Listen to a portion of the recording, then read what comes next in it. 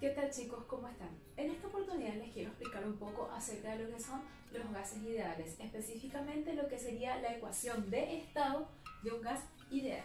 Bueno, sabemos bien de que cualquier mol de cualquier tipo de gas va a tener en condiciones normales de presión y temperatura.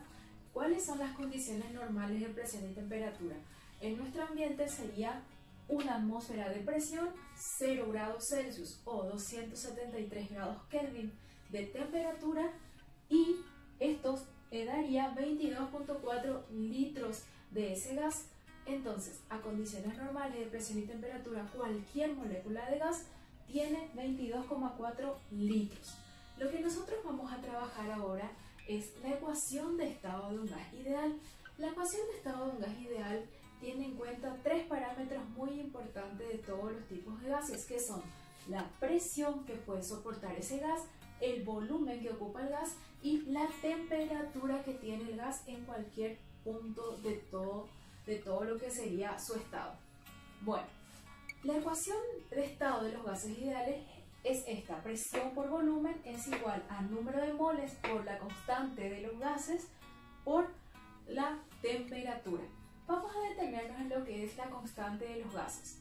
Si vamos a trabajar todo nuestro sistema en lo que sería presión en newton metro cuadrado, volumen en metro cúbico, la temperatura en Kelvin y el número de moles en lo que sería mol, lo que vemos aquí encerrado en los cuadritos verdes son todas unidades de medida del sistema internacional.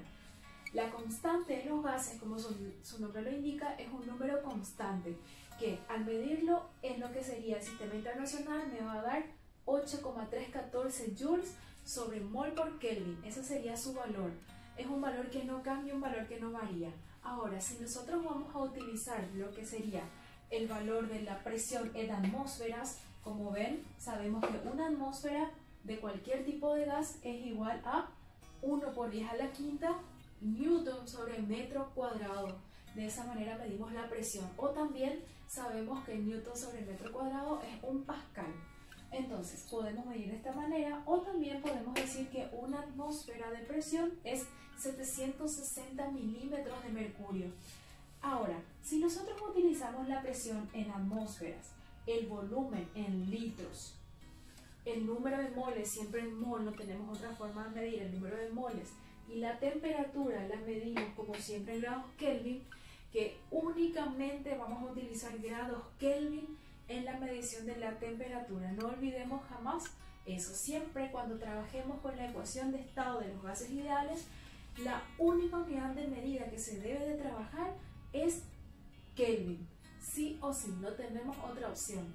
Así que si nosotros tenemos, por ejemplo, lo que es grados Celsius, debemos de pasar primeramente a grados Kelvin para poder trabajar, o cualquiera de las otras escalas termométricas siempre se pasan primero a grados Kelvin para poder trabajar con la ecuación de estado de los gases ideales. Continuando con lo que es R, entonces les decía que al medir en grados Kelvin la temperatura y en todas las demás unidades que serían en atmósfera, litro y mol, vamos a tener 0,082 atmósferas por litro sobre mol por Kelvin. Ese sería el valor exacto de nuestra constante de los gases. Y aquí tenemos entonces los dos valores que podría tomar la constante de los gases. Como nosotros vamos a directamente trabajar con lo que sería un mol nada más del gas siempre que resolvamos los ejercicios, entonces vamos a detenernos en lo siguiente. Si nosotros tenemos solamente un mol del gas, sabemos bien de que va a quedar nuestra ecuación P por B es igual a R por T. Nosotros vamos a aprender a trabajar en este caso con lo que pasaría de un gas cuando se pasa de un estado a otro estado. Entonces nuestra ecuación finalmente va a quedar de la siguiente manera. Como N va a valer 1, entonces nosotros vamos a escribir P por B es igual a RT. Si nosotros pasamos al otro miembro, el valor de la temperatura, vamos a tener P por B sobre T es igual a R. Nosotros sabemos que el valor de R es una constante. Entonces, para ir de lo que sería un estado a otro estado de un gas ideal, en este caso con un mol nada más de ese gas ideal, nosotros podemos escribir entonces P sub 1 por volumen 1 sobre temperatura 1 es igual a P sub 2 por volumen 2 sobre lo que sería su temperatura 2. Y de esta manera obtenemos lo que sería nuestra ecuación general de los gases ideales. Ahora, hay tres procesos que pueden cumplir los gases ideales. El primer proceso es el proceso isotérmico. Voy a escribirlo de esta manera, iso. Cuando yo digo isotérmico, estoy hablando de un proceso en el cual al pasar el gas de un estado al otro estado, su temperatura se mantiene constante. Por eso se usa la palabra isotérmico. Iso significa constante, que no cambia, que no se modifica. Ahora, el otro estado en el cual nosotros podemos trabajar, o el otro cambio, también sería isométrico. Isométrico.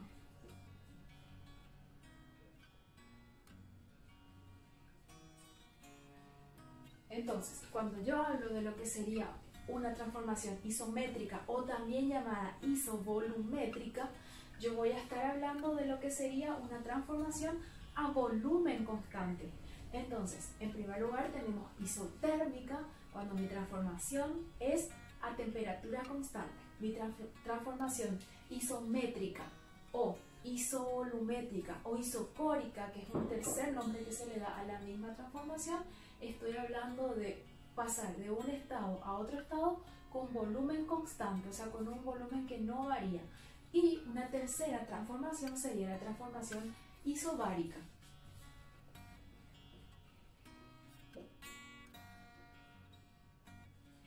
Entonces, cuando yo hablo de lo que sería un proceso isobárico o una transformación isobárica, yo estoy diciendo que mi presión no varía. Entonces, tengamos en cuenta lo siguiente. Esta ecuación es la ecuación general de los gases ideales. Ahora, esta ecuación se puede trabajar directamente de esta manera o teniendo en cuenta cualquiera de los tres procesos. Si yo digo una transformación isotérmica, voy a tener temperatura 1 igual a la temperatura 2.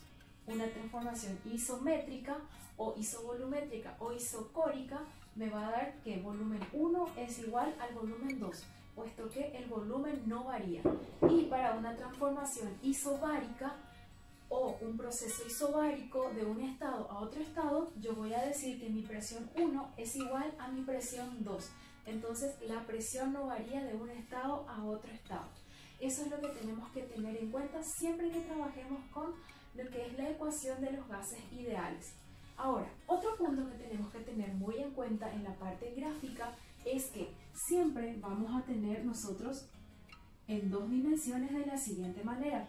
En la vertical voy a medir lo que es la presión y en la horizontal voy a medir el volumen del gas. Ahora, ¿cómo yo represento o cómo mido la temperatura? Existen gráficas o curvas llamadas isotermas. Esas isotermas tienen esta forma. Y esta isoterma yo puedo decir que tengo un punto A, B y C. Ahora, mi punto A va a tener un volumen A y va a tener una presión A. Mi punto B va a tener un volumen B y va a tener una presión B.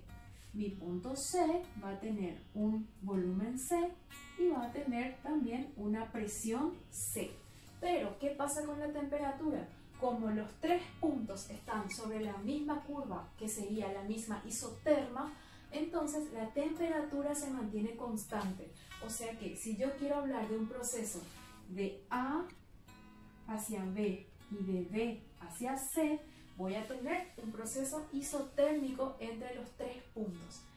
Ahora, otro punto que hay que tener muy en cuenta entonces aquí son las unidades de medida. Siempre que nosotros trabajemos en el Sistema Internacional de Medidas, recordemos que la presión tiene que estar en newton metro cuadrado, el volumen en metros cúbicos y la temperatura siempre en Kelvin. Ahora, podemos optar también por trabajar la presión, por ejemplo, en atmósferas o en milímetros de mercurio. Y también el volumen podemos optar a trabajar con litros o podemos trabajar con centímetros cúbicos o decímetros cúbicos. Ahora, lo que nunca tiene que cambiar o lo que siempre tiene que mantenerse es la temperatura en Kelvin.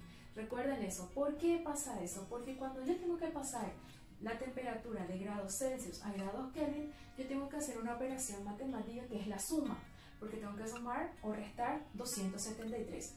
Si yo no cambio al iniciar mi ejercicio el valor de la temperatura, cuando yo aplique lo que es la multiplicación en mi ecuación de los gases, voy a encontrarme con problemas matemáticos, puesto que los resultados no van a coincidir. Entonces, siempre al empezar el ejercicio, debemos de preocuparnos en cambiar lo que sería la temperatura a grados Kelvin. Otro punto que hay que tener muy en cuenta también es que las tres leyes, tanto lo que es Boyd-Mariotte, Gay-Lussac y la ley de Charles, son leyes que están inversas directamente en lo que sería nuestra ecuación general de los gases ideales. Y solamente vamos a ir diferenciando teniendo en cuenta ya si es isotérmica, isométrica o isobárica la transformación. Bueno, vayamos ahora a ver algunos ejemplos en los siguientes videos.